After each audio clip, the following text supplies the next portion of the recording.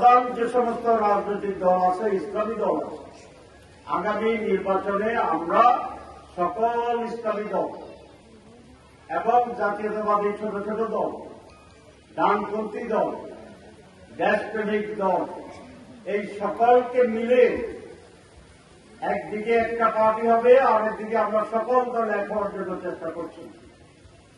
যদি এই জোট হয়, ইসলামী সকল দল যদি এক জায়গায় আসে, তাদের সাথে যদি এই বিভিন্ন দল আসে, এডি পার্টি আছে, লেবার পার্টি আছে, আমাদের জাকপার এখানে যদি আসে, তাহলে একটা বৃহত্তর রাজনৈতিক সমঝোতা তৈরি হলে এদেশের মানুষ ওই বিকল্প শক্তিকে ভোট দেবে ইনশাআল্লাহ।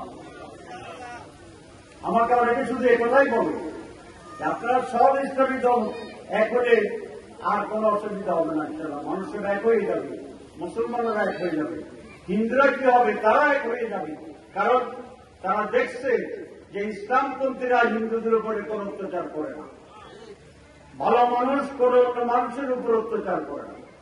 ইসলাম সকল ধর্মাবলম্বীদের অধিকার নিশ্চিত করেছে, সকল ধর্মের অনুষ্ঠান পালনের জন্য নিরাপত্তার ব্যবস্থা করে।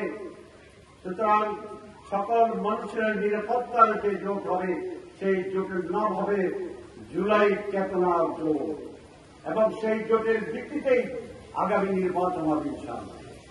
এই নির্বাচনে চট্টগ্রাম এক বলিষ্ঠ ভূমিকা পালন করবে ইনশাআল্লাহ। এক সময় চট্টগ্রামের বাসী একটা ঐক্যবদ্ধ ছিল, সকল স্লোগান ছিল চট্টগ্রামের জনতা গড়ে তোলো একতা। আপনারা যারা মুরব্বী তারা জানেন। তো এবার আমি সেই স্লোগানটি দিতে পারি, চট্টগ্রামের জনতা গড়ে তোলো একতা।